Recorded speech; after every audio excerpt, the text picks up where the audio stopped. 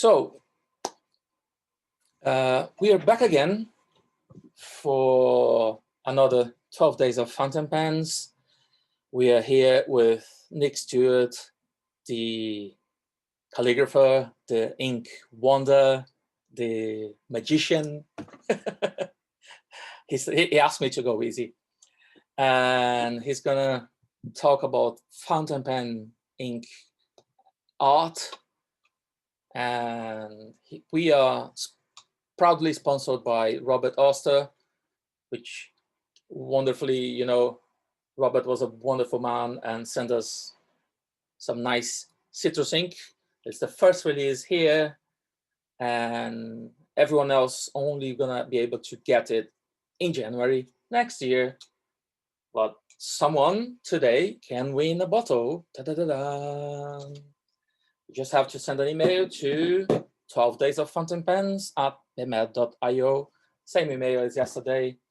We are also sponsored by Dance Pens, which greatly sent us this wonderful pen, the Vanagand. It's a very beautiful pen and will be as part of the quiz prize.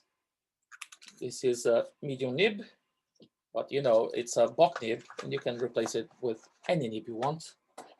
We also have this beautiful, beautiful sterling silver Lilacs, which was kindly donated by Gramia Pens, which also today sent me this Jinhao 159 to be part of the quiz prizes.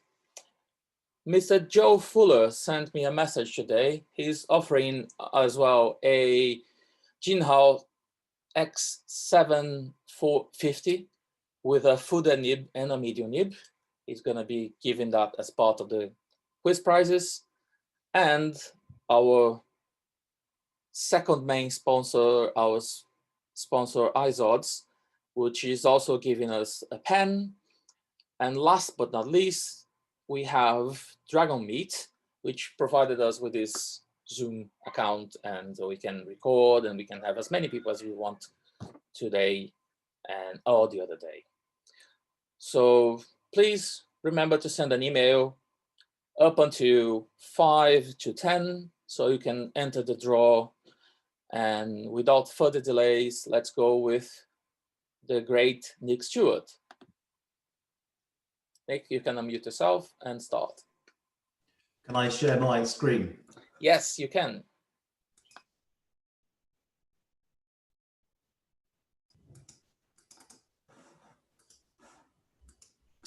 Okay. Can you see that?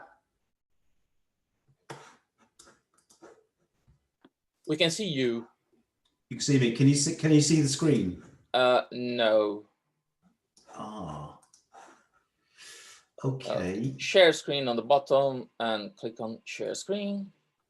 Yep, I'm trying to do that. Okay. Host disabled attendee screen show. You've disabled it. Oh, really? Yeah. Let me see.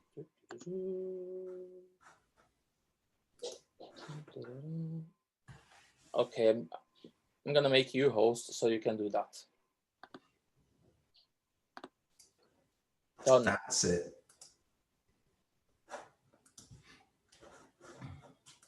Okay. Beautiful. Can I ask everyone to turn off their cameras? So this way on our recordings, it's going to be only show Nick. Yes, thank you guys very much. And when it's time for the questions, we are going to allow everyone to have the cameras back. Okay. Let me mute myself as well. Okay. Well, before I start, a big thank you to Fountain Pens UK, particularly to Bernardo for hosting these 12 talks before Christmas. It's an excellent idea. And as this is quite a sort of a niche area, I think, and it's still very early doors, it's great to be able to talk about something which I think is has got a long way to go. So it's all quite exciting stuff, and it's, as I said, it's very early days. I'm Nick Stewart. I'm based in Rochester. I'm a graphic designer by profession. but I'm also running a personal project, and Bernardo's very kindly asked me to talk about creating art using fountain pen ink and bleach. So to start off, I first became aware of fountain pen ink, obviously when I was at school, and like anybody else at the time, I never thought of it anything other than just something I would stick in a fountain pen to write with and to write essays, etc. And that's as far as it went. And I think for most people, we just take this stuff completely for granted, that we instantly assume it just goes in a fountain pen and that's that, end of story. But it wasn't until I went to art college, must have been back in 1982, that I was very lucky to be tutored by the calligrapher Miriam Stribley. And one of her mediums that she made us use was what you're seeing on the screen here, which was Parker Quink ink. It was cheap and it was quite cheerful. And we were all quite surprised to see it, I think, in our toolkits. But she showed us how to break this down using water. And she also showed us how to really make it look exciting by adding just a little bit of household bleach. So our first, shall we say, projects, or breakdown projects, as she used to call them, was literally looking at this thing called chromatography, where the ink, when it's mixed with water, will come out a solution into the different colors that make it up. And this is some really old Quink in front of me now, just showing you some dancing and exciting stuff, which was done with bleach. Very old. Where are we here? The other thing that we did at college was we didn't use fountain pens, which I know a lot of you listening are into fountain pens. We used a whole range of different pens, which were dip pens, automatic pens, and brushes. And we also made our own pens out of bamboo cane. And as you can see, some bastardized toys. You can see there's a doll's hand there, which was all good fun. So there was a lot of stuff going on at college, and she was very, very particular for us to really push the boundaries in terms of medium. So that's the ink, the bleach, the brushes, surface material, and also the size that we used to work. But more important than that, she was very, very keen for us to blur the lines of constraint, that she really did ask us to look outside of the envelope.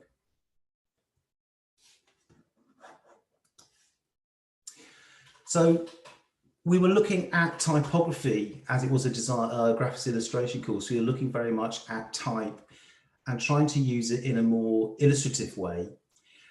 This is a very old project, one of the first ones I ever did, which was looking at some packaging for sea salt. And it was just using Schaefer Peacock Blue, graded down into Schaefer Black, and then going straight in with an automatic pen using bleach and giving that sort of sense of, the idea was to make it waves. I mean, that was just purely a little sample. It didn't go any further than that.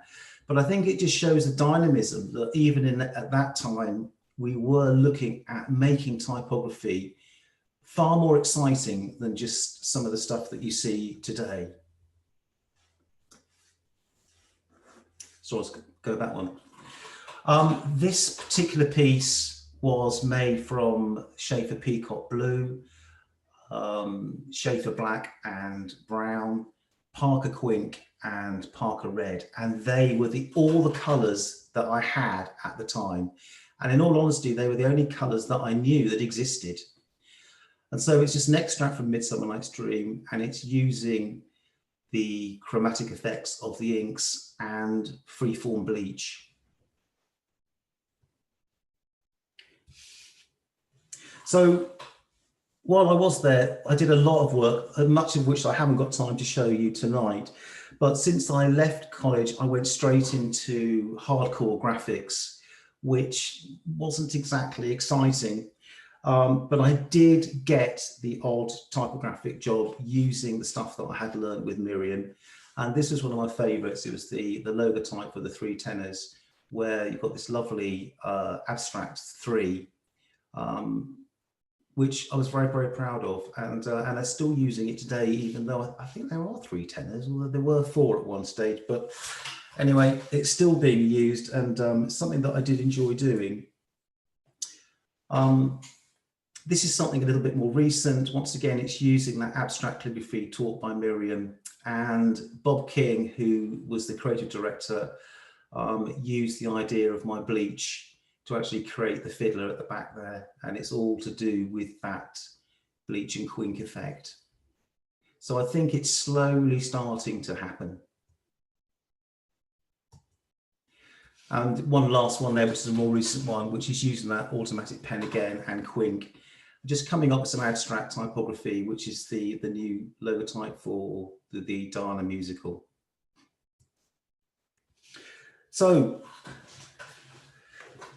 even though I had my hand in the graphics area and I was working up in London, I was desperate to get back to things after a while.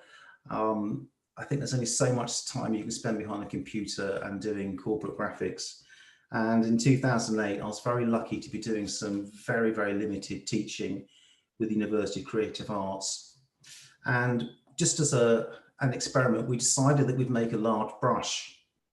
And I went down to see Parker at New Haven, and they gave me a couple of barrels of ink.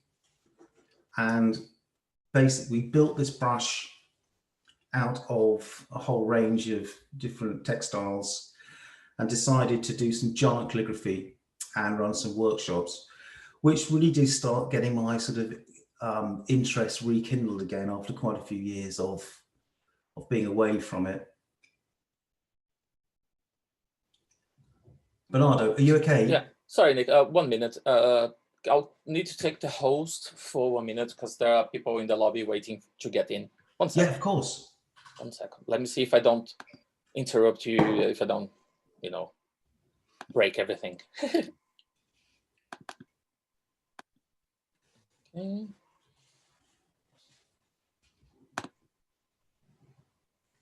Oh, yes, it worked. So, okay.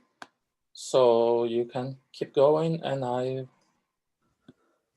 won't bother you anymore. You jump in whenever you like. Okay. All right. Thank you very much, Nick. All right.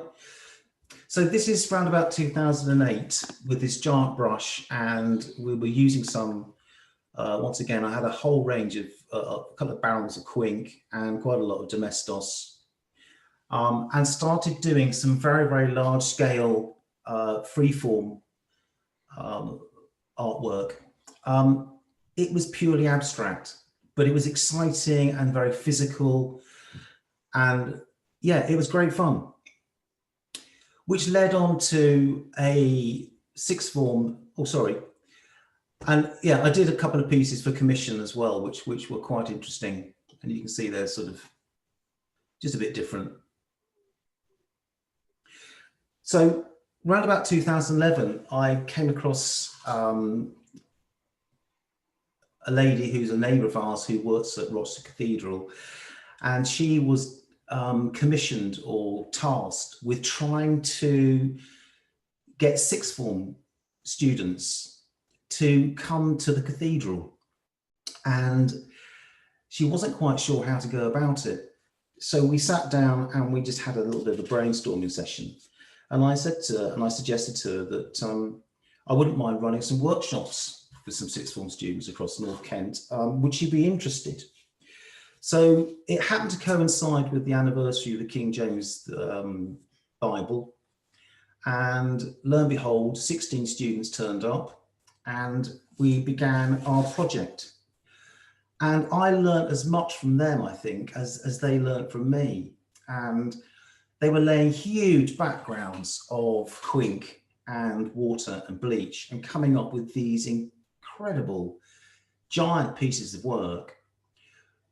As you can see here, it was very exciting to be part of this. And then we put these together within the crypt as these giant banners And it was a tremendous success. I got a hell of a lot out of it. I think we had something like 15,000 people came through the doors at the end of the day. But it was very, very different. And that's just pure Quink and bleach. And I was very proud of them. And in fact, some of them are still doing it. So we had a whole range of styles for these 16 students. It really was a sight to behold. So life went on. And I really did enjoy doing that. And I did a few more workshops with the Rochester Cathedral. But by early 2015, I have to say I was really becoming a little bit disillusioned with the commercial graphics side of things. And it was a bit of a light bulb moment for me, because I don't know where this light came on, but I was thinking that with all the technology that you can get nowadays with smartphones, I was just seeing so much art out there, which was literally just a photograph put through a filter and then copied. And I just couldn't see the point of it. And I was just craving, I suppose, to go back to what I'd learned with Miriam. And just on an absolute whim, I thought to myself, well, I wonder if there are more than 5 coloured inks out there. And yeah, I went to Google and I got a bit of a shock, because I didn't realise there were just so many. And it really was a shock. And so I think I ordered about 10 sample vials from a little company called Stationery, I think it's Stationery UK up in Scotland. And these inks came through, and there was a mixture of some sort of noodlers, which I'd never ever heard of, and a few other brands. And I made some swatch cards, and I had been looking at the fountain pen network and looking at how people were analysing inks. And I thought, well, that's not really what I want to do. I wanted to do something a little bit more creative. And so I designed a little swatch card, which was chromatically based, which would then show how the ink would look when written through a pen, but also how it might behave if we put some bleach with it. And so I started to collect sample vials. And the first thing I did was I came across this guy called Brian Goulet in America. And he seemed to have this enormous collection of inks. So I thought, well, you know, I might as well go for it. So I wrote to him and I said, look, Brian, I'm doing this. I'm going to start swatch carding and I want to try all these inks out to see what they're like. Well, he sent me this massive, great box of vials. I think there must have been about 900 in all, which is very kind of him. And I just cracked on with it. And so that led on to basically a serious amount of time spent swatch carding. And I really enjoyed doing it. And it was a very, very sort of productive time of just constant swatch carding. And of course, that was getting me well away from the boredom of the commercial graphics. And it was exciting, really exciting. I think, as you can see from here, these are some sailor cards of just all the different colors that are coming out of solution, the way they're reacting with bleach and water. And well, it's just in the element. It was just this fantastic art out of destruction. There's this wonderfully arty, pretentious sort of title that everyone uses in the game. And it was true. It was just beautiful art out of destruction. And I was having a great time. But of course, I had to start doing something with it. And so I thought to myself, right, well, here we go. I'm going to start a personal project. So I set the blog up. I started to post some of these swatch cards, and also started, when I had time, to try and make something out of this. And so I started off by taking what I'd learned onto swatch cards and seeing if I could give it a simple art feel. And so I came up with this sort of swatch painting idea, whereby I would literally just divide my swatch card into thirds. The top 2/3, I would just add water, and then I would put some ink in, see what happened. And then I would add a bottom area. So it looked a little bit like a landscape, and it was nothing more than that, or a seascape. And this is using Diamond Earl Grey. And I think it had something. I really think it had something. It was fast, it was quick, and it was unpredictable. There's nothing to do with plagiarism or rendering or copying or pastiching. It was lovely. It was fresh and it excited me. And it was simple. And the ink played a big part in creating the art. And I just loved that whole idea of the chromatography and the serendipity working in harmony. And yeah, there was something very spiritual about this. And so to the next stage, it was about looking at taking that into a more technical area of using that bleach together with the chromatography and seeing what could be done. And I surprised myself that I could actually achieve some very tight lettering and patterns just by using a zebra G-nib in a dip pen holder. So that was great. And the other thing that was becoming apparent was the fact that this wonderful medium was beginning to show some real signs of individuality, that I could work white into black, or in this case, bleach into the ink, where you're working in reverse.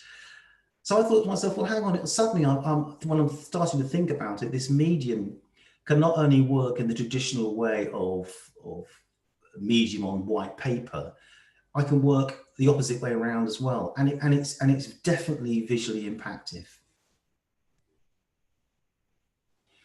And so the project's got a little bit more complex, and the nights got longer, and I was getting totally engrossed with it. It was another world. And at the same time, I was looking online for people who might be doing something similar with ink and bleach. And I was pleased to see that there were people doing it, but I was disappointed the fact that there weren't enough people doing it. And I was also disappointed that people hadn't really cottoned onto this chromatography bit. So it was a case to keep going. And so I was looking at more and more stuff, and then I came across Robert Oster. And Robert was a really helpful guy, and I contacted him. Well, actually, he contacted me first, and we had a chat, and he sent me over some inks to play with. And wow, you know, his stuff with this is using one of his dark blacks, and they were just totally built differently to some of the other inks that I'd come across. And then I got into noodlers, and I just thought they were crazy. And this is Noodler's Rome Burning with some walnut underneath. And I was just amazed that this particular range of inks was just so eccentric that I couldn't believe how many colors were coming out of this one ink, this Rome Burning. But I was also really impressed by this black muck, which was coming out of the walnut as well. It was this pigmentation. And it was fantastic, absolutely fantastic. I mean, who would believe that this stuff was stuff that people found in fountain pens? And then back to Robert again, and his inks were just really doing something for me. I mean, these were really simple chromo skies with these incredible colors coming out of one ink. I've no idea what his process is. It's obviously very different to the guy who does the noodlers. And that's another thing that I was finding fascinating, that each ink house had its own cook who was cooking up different recipes. And of course, their own inks would all behave differently.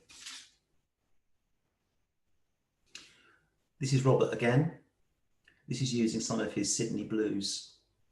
And that was just a pastiche of, that's a Homer, forget his surname now, but an American painter. Very simple, beautiful. And then I started looking at KWZ, and there are other ink manufacturers and people getting in touch.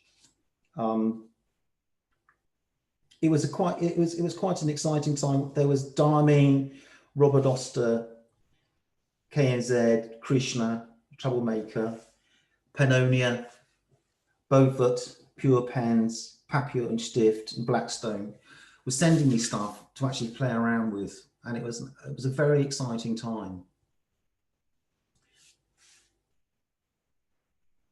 Once again, you know, these inks were behaving like watercolors, but they didn't have any sediment in them. So you were getting these really vivid, pure blends. And then without having to use a China white, which you would do possibly with, or sandpaper or a scalpel blade, I was using bleach. So these little houses here, on these little Scottish crofts, I just put a little bit of bleach on there just to highlight the exterior walls that had the sunlight on them. Likewise with this seagull, just a tiny bit of bleach just to highlight the edges of those wings and the seagull's head. Then I came across Diametris, and yes, they were quite interesting as well. And this is an ink called Ebony, which is really a dark brown. But as you can see, you've got these incredible reds and pinks coming out of it, the greys. And then I just worked on top of this with their own logo, just using bleach, using a Zebra G nib and a rigger brush. And it was from this that I really wanted to take that rigger brush further, and I suppose my toolkit started to take shape.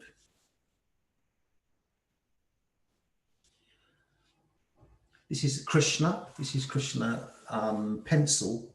Another phenomenally amazing ink. It's this sort of reddy brown, but when you add it with water, you get this green, which you see on those lovely plants, which we call lamb's ears. They're sort of like a furry leaf.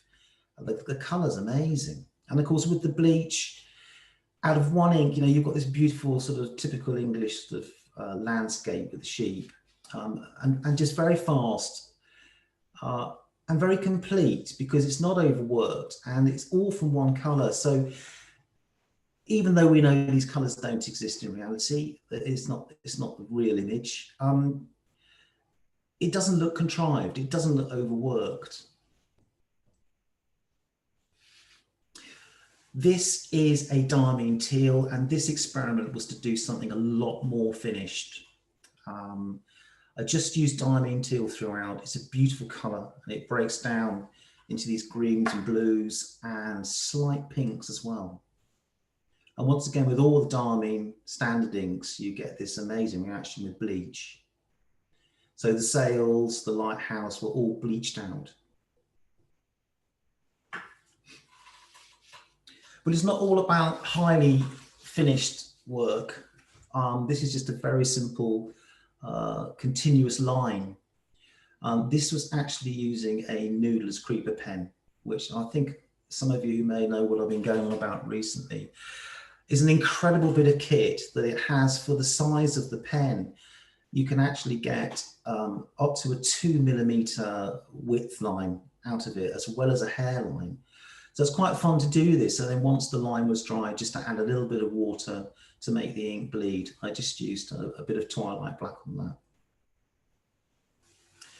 And then using Robert Oster again, just some fun, making up insects, using bleach. And this is a portrait of, what was her name, Anya Taylor-Joy, who recently starred in The Queen's Gambit. This was using ancient copper, which is an amazing colour. A lot of people spend a lot of time on portraits, and it can take an awful lot of time concentrating on hair and other features. And what I've done with my portraits and the work that I'm using there is to let a lot of the features just make themselves. So once you've actually got the wetted areas, just pour the ink in and see what happens. And then literally with the Noodler's Creeper, I'm just concentrating on just a few areas of real detail, which is generally the eyes, eyebrows, and the lips. And the rest of it, it's just freeform. There's another one there. This is using something that I was beginning to become aware of, which is the different types of ink that are available. And a lot of the stuff that I was using up until this point was just standard inks. But of course, there are other inks that have got a lot more sheening qualities to them. And the last couple of years, there's been this craze for monster sheens. And this is a Cult Pens Diamine, which has got, as you can see there, quite a heavy sheen. It's a lovely green sheen. And it's this beautiful purple. And if you flick some bleach into it, you get these bright oranges and bright reds, a bit like burnt embers, all from one ink, all from one ink. And taking it a stage further, you can see here with the Beatles, I've just been trying to use some monster sheens here. Monster sheens are not the easiest to use, I'll be honest, but they're still worth doing. They're great tonal range. And of course, because you've got these sheens and these metallics, it just gives you a lot more breadth of the amount of color that you're getting out of just one ink. And then we come on to another recent addition, which is the shimmer inks, which is good fun to use. Once again, they will break down with water, so you get your chromatic effects, and then you get your shimmer on top. So by mixing two together, you've got your gold and your silvers and all the chromatography from mixing the two inks together. And the standard inks, blended. And of not forgetting the calligraphy, which is just wonderful to have these inks that you can use in freeform calligraphy. I've just used some shimmer inks here, but the effect is quite stunning.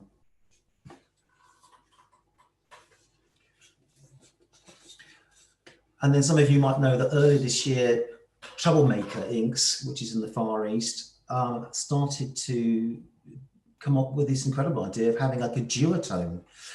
This is using abalone and petrichor, but you can see that if you just write with this, the actual handwriting also is duotone. Quite incredible. I mean, I don't know how they make these, but it's exciting. At that stage, I decided that I'd have a go at making my own inks. Well, I didn't actually make them, I mixed them. And I rang up Phil Davis at Diamine and said, could he make me a deep blue black that would have some chromatography to it, which I could use for both handwriting, calligraphy and illustration. And he said that he would. And I was very pleased with the outcome. I think that I do like Diamine inks, that they are very good for art. And they have a great tonal range and they react well with bleach. And for almost like a monochromatic artwork, they are very effective. So I've done standard inks, I've done shimmer inks, shimmer, sheen, and we've done the duotones. And I know that Bernardo's been involved with a project recently, which is a hybrid ink, which is a dye-based and a pigmented ink, which I think has got tremendous potential, because I don't know if you know the history of inks, but a lot of medieval history was recorded using inks. But as you probably know, they are fugitive in that many ink colours do fade. And so a lot of history was lost. It just faded away, literally. And that's when pigmented inks and watercolors were invented so that they would last longer. So it's going to be quite interesting to see how hybrid inks take off. I know that Noodlers, a lot of their work, their inks do include pigment, and it's something that I've got to do. I mean, that the art has, I've got to sort of try experimenting more with a range of different inks and see what we can do. But that's exciting times, I think, ahead in that respect. But here I'd had a go at creating my own mixings, which I didn't want to be just pure color. These have got chromatography to them. And so looking at the swatches here, you can see that there is a little bit of chromatography to each color. And it's just to show what you could do art-wise to create more realistic and more detailed work.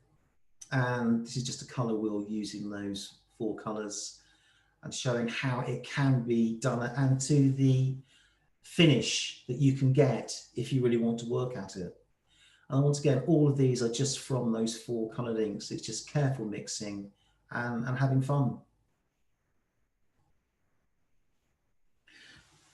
So with these techniques and processes together, I decided that I would try a workshop. And so I went to the Sakura fountain pen gallery over in Deest and saw Catherine over there, who they have got a big interest in calligraphy, handwriting and fountain pens in Belgium and Holland. And it was great to work with them. And sorry, let's go this way. And there were some great people there doing some amazing stuff. I don't think they'd done this type of stuff before. So it was a full day and we got a lot done. And I learned a lot from my students.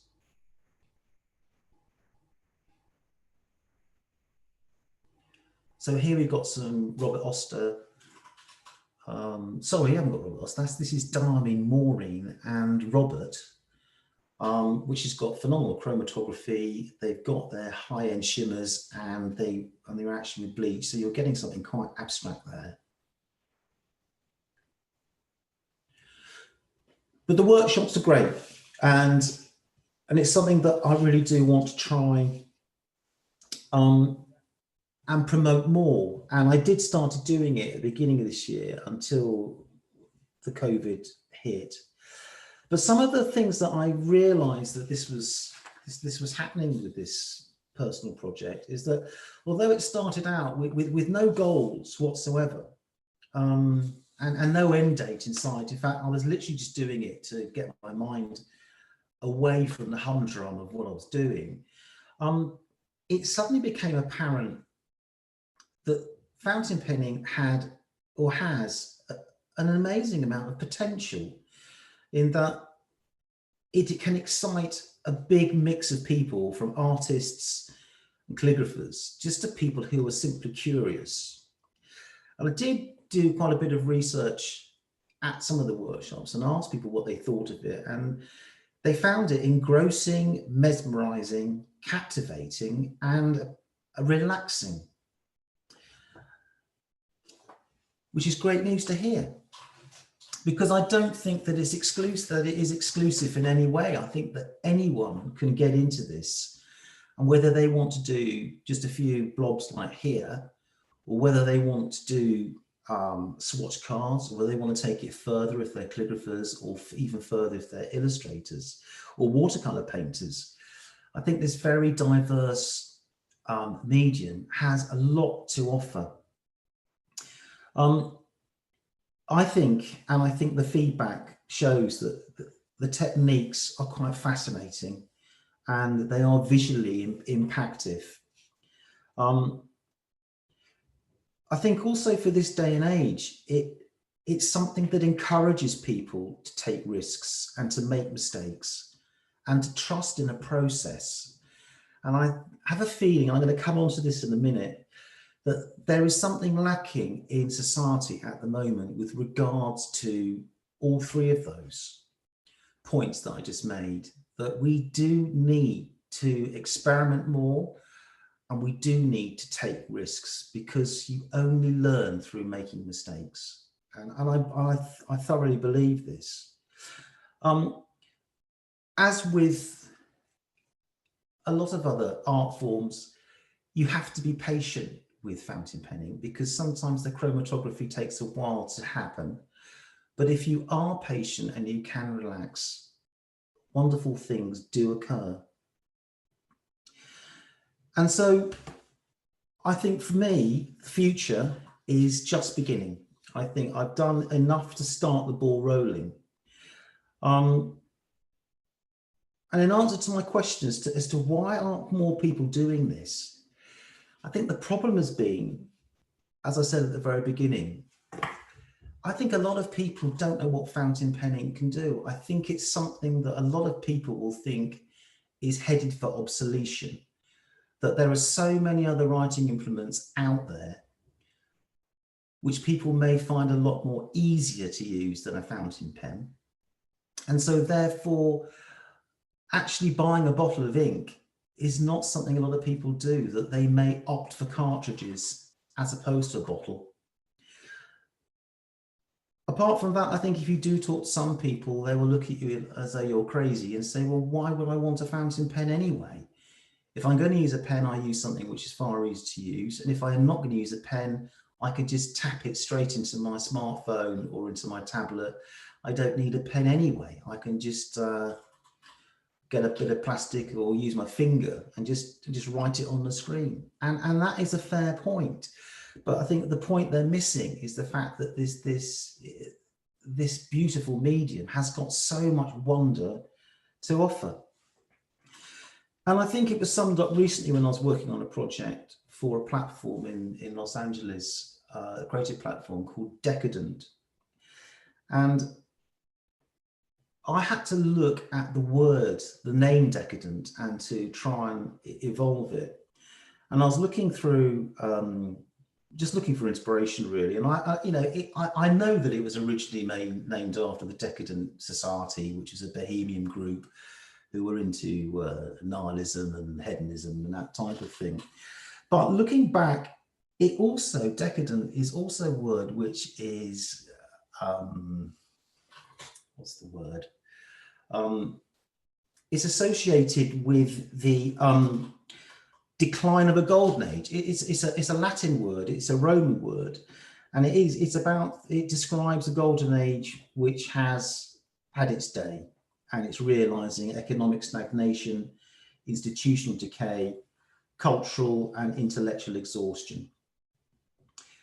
And with that comes decline, frustration, and insecurity. And I'm wondering if in some ways that's not what is happening to us right now.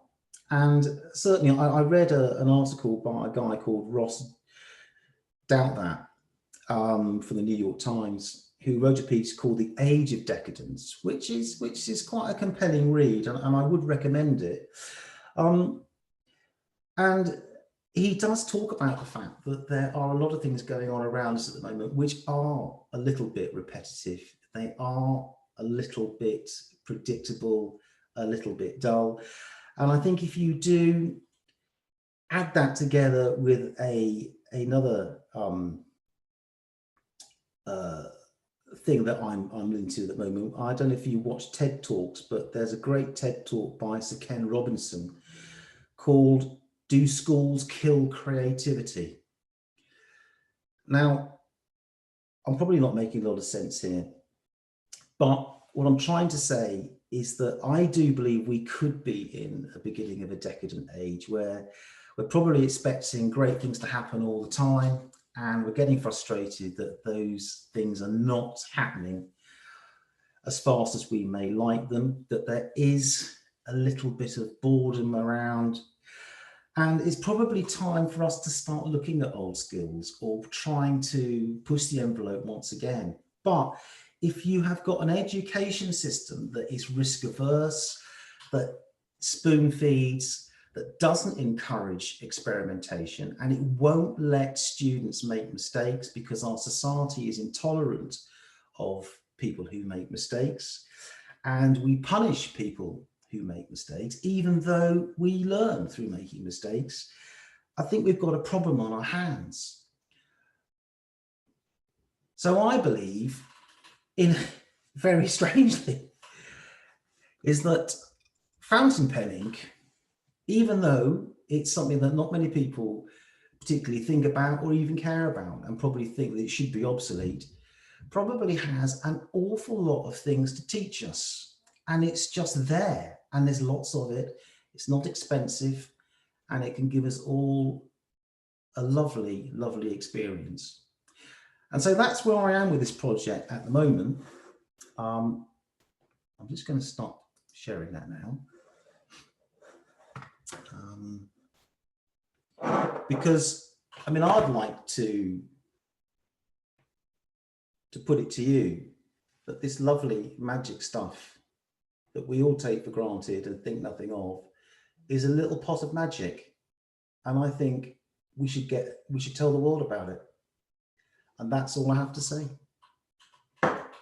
Thanks, Bernardo. And thank you to all of you for listening. That was wonderful.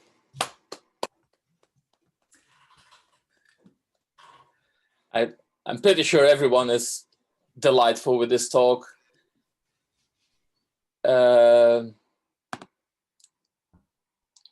So I have Andrew, who raised his hand first, then John, then Matheus. Okay, so Andrew, please unmute yourself and ask your question.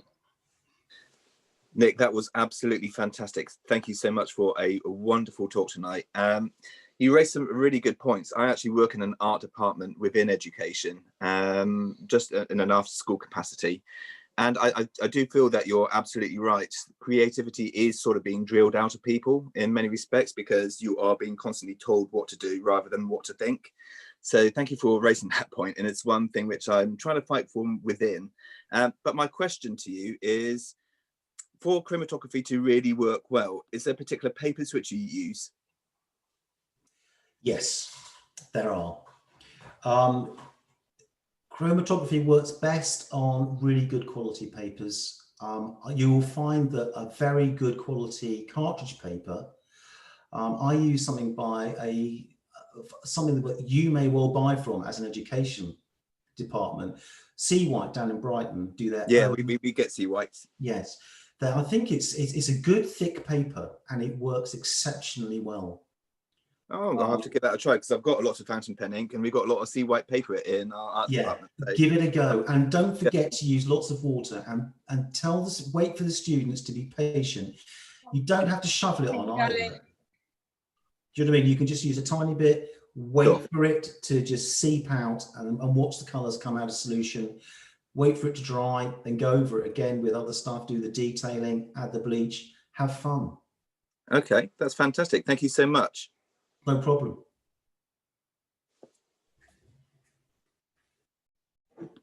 Hey, okay, now John, please ask your question. Thank you, Bernardo. Thanks, Nick. Absolutely amazing to see you and speak to you tonight. And I mean, you know, I've just been a huge, huge fan of your work for a long, long time. I mean, when you were first posting your kind of mini portraits on Instagram, and sort of every day you were just totally blowing me away with the quality of the work and the simplicity. And in fact, actually, you sent me one when I got the first sort of bottle of Round the Link or whatever. And it's one of my sort of most treasured possessions. So thanks for tonight. Thanks for everything you do. I just want to say, you know, it was really fascinating to listen to you, you know, through the journey. I have sort of tried it myself. You know, I'm not going to hold up my own work and ask you to mark me out of 10. That would be too embarrassing. But no, just amazing, and love everything you do. So thanks. It was just a general comment. So keep on keeping on, basically. Brilliant stuff. Thank you, John. It's good to see you too. Bernardo, there is something that I would like to do. I'd like to go back to the screen share again because there's one last thing I'd like to show. Sure. Is that okay? Oh yeah. Can you share or you can't? Can you try to share if you see if you can? You just disabled me. If you okay. Okay. 1 minute.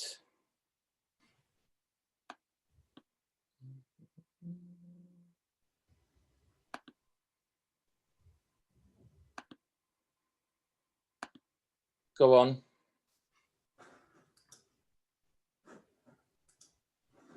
Okay.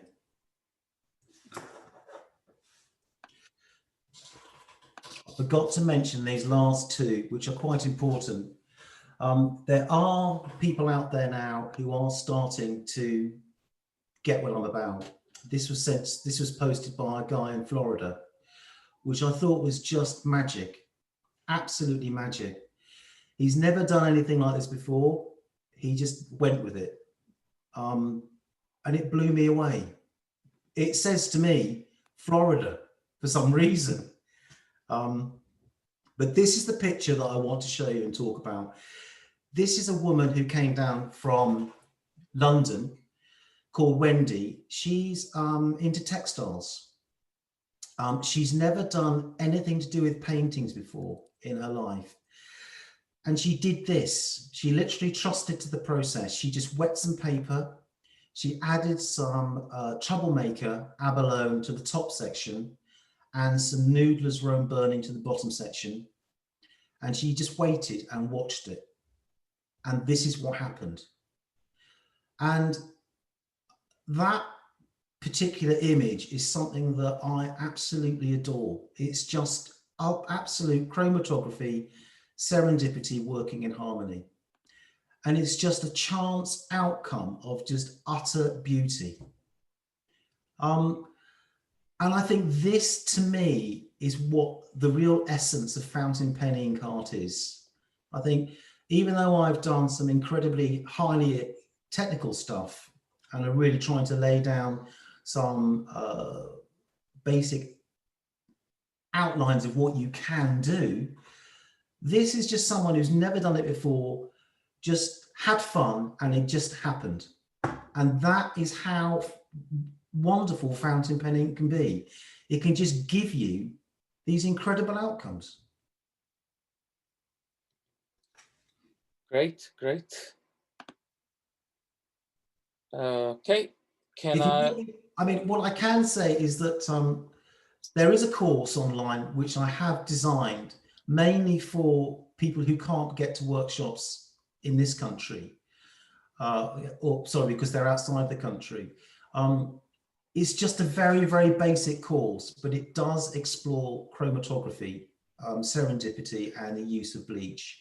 I just thought I'd mention that if anybody's interested, you can contact me later if you want details. But yeah, sure, it's a great course. I think loads of people here done it. I'm one of them. I think Apurva and Stephanie. Yeah, loads of more people. All I'm trying to say is that if people have got some bottles of fountain pen ink, this girl literally just took a bit of each bottle, which happened to be on the table at the time, and this is what she created. And, you know, I look at it, I think, well, why can't I do things like that? Why doesn't it happen for me?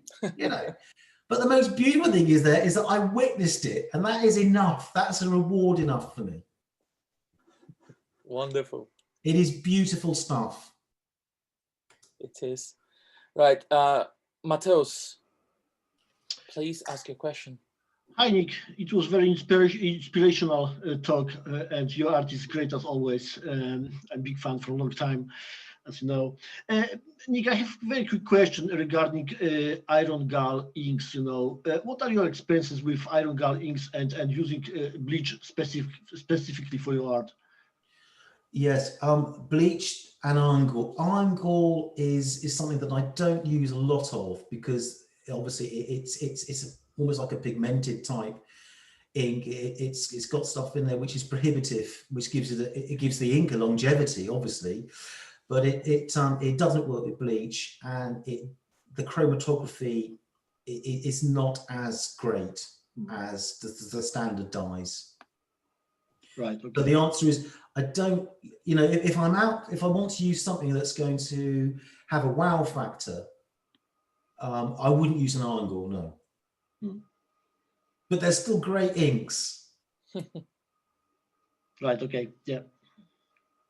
No, they don't wow as much as the standard inks or the dye-based. Obviously, they don't have that many chemicals in it, like in terms of dyes, right? So you don't have that much spectrum, color spectrum in it. Yeah. Right. Yeah. Okay. Good.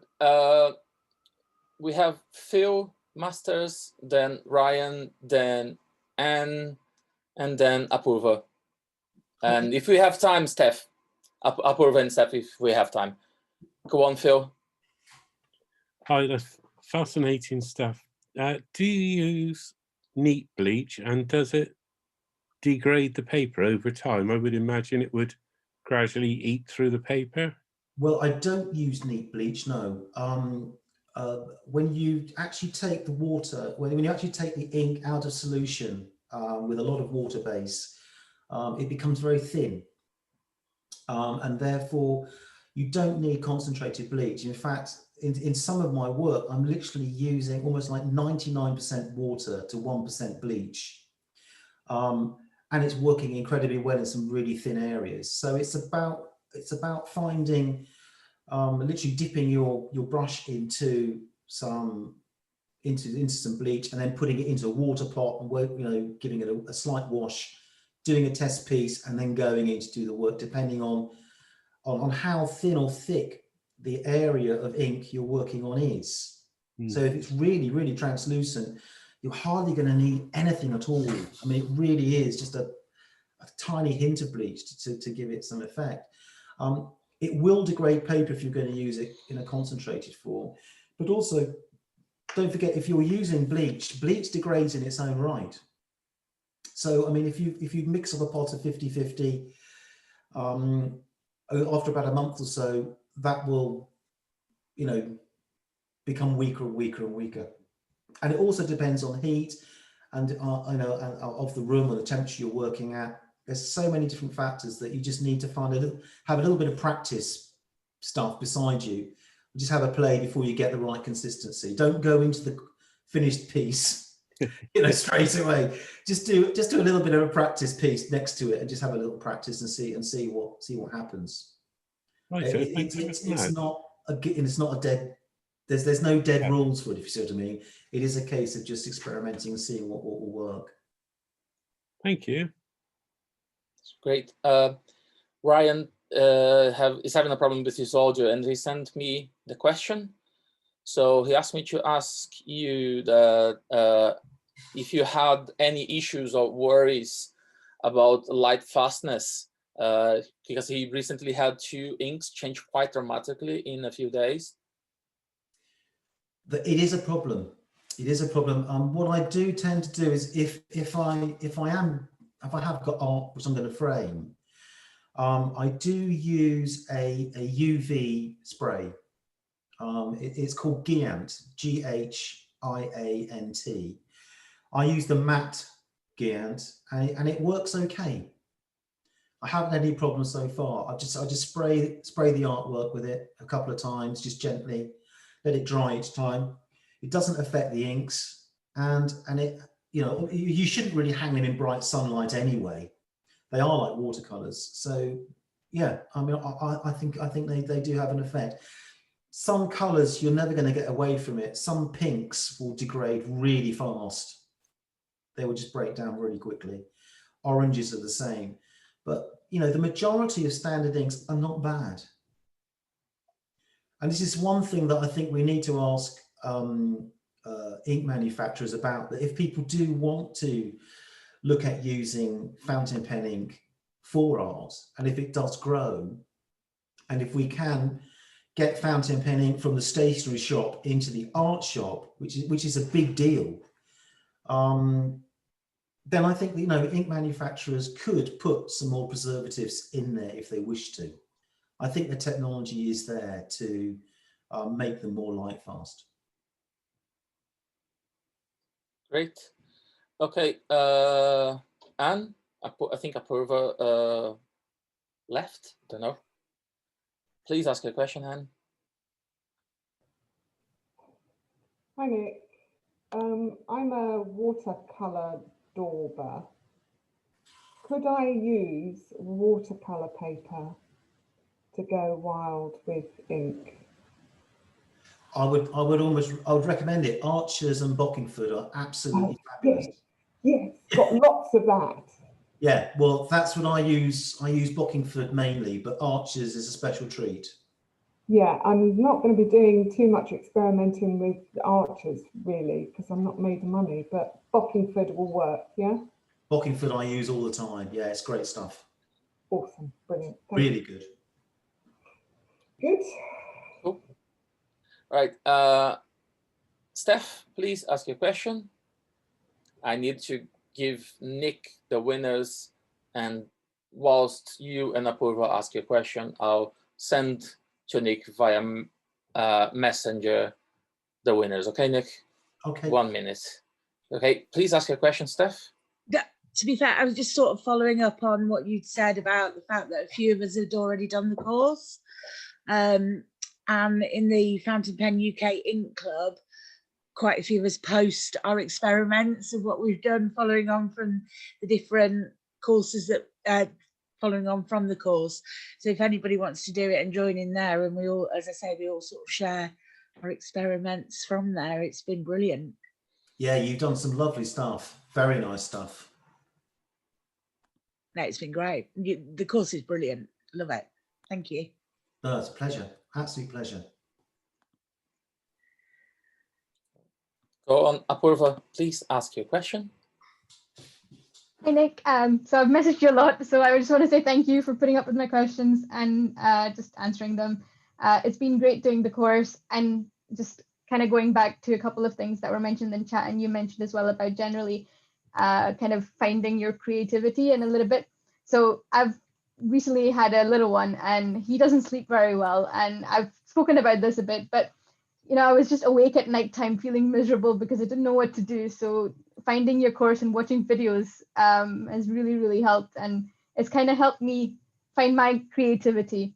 I don't know if you've seen, not trying to show off or anything, but I made some Christmas cards recently. So I made a post about them in the UK group, and quite a lot of the lovely people here made some orders. And part of that was inspired by the shading and things like that you did, and I used the glitter powders that you mentioned in your videos just to add that little bit of a shimmer to it, and yeah, they've been great fun. So just kind of using what I had and ended up buying through nightly retail therapy.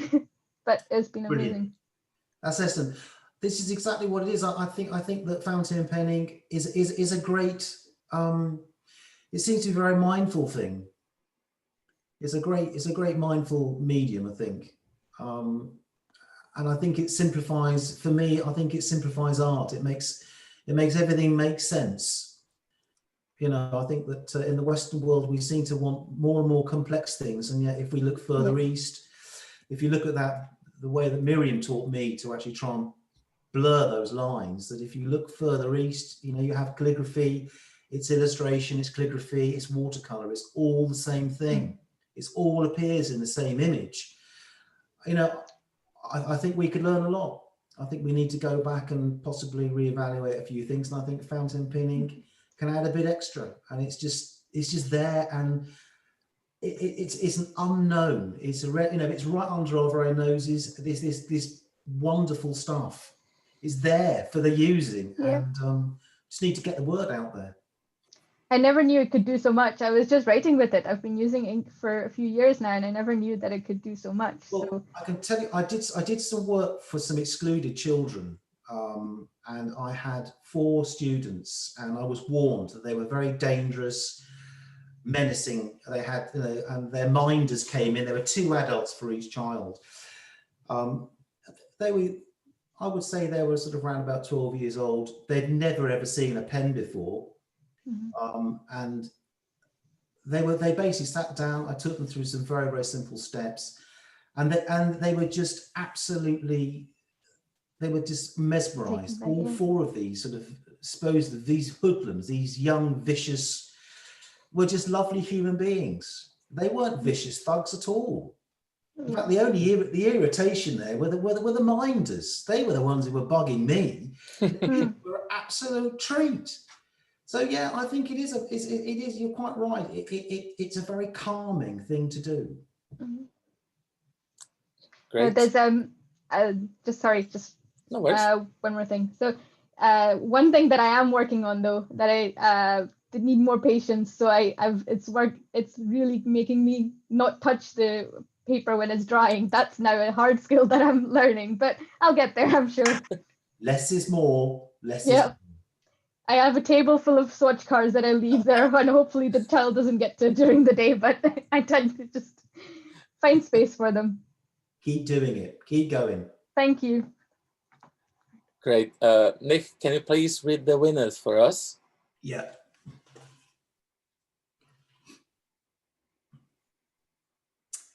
Okay, do you want all three of them?